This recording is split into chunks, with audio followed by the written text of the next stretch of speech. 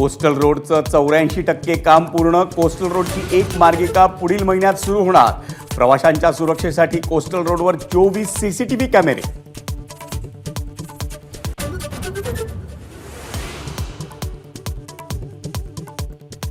ठाकरे गटाचे आमदार रवींद्र वायकरांची जवळपास 9 तास ईडी चौकशी. 19 वर्षात 1 कोटींचा फायदा झाला, मग 500 कोटींचा प्रश्न कुठे येतो? वायकरांचा ईडीला सवाल.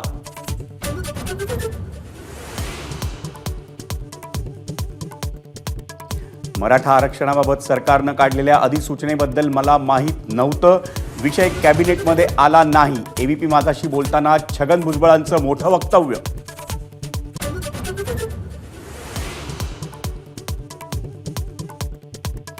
भाजप सरकारमध्ये असेपर्यंत ओबीसींवर अन्याय होऊ देणार नाही.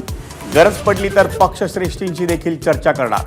उपमुख्यमंत्री देवेंद्र फडणवीसांचं महत्त्वाचं वक्तव्य.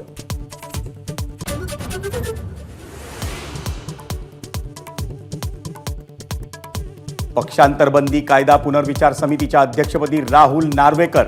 नार्वेकरांची नियुक्ती हे लोकशाही संपवण्याच्या दिशेनं पहिलं पाऊल मानायचं का? उद्धव ठाकरेंचा सवाल.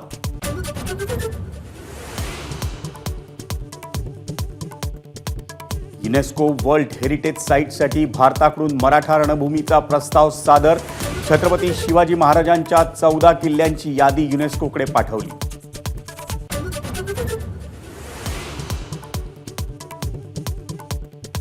राहुल आणि जाडेजाची दुखापतीमुळे इंग्लंड विरुद्धच्या दुसऱ्या कसोटीमधून माघार. मुंबईच्या सरफराज खानसह वॉशिंग्टन सुंदर आणि सौरभ कुमारची भारतीय संघात निवड.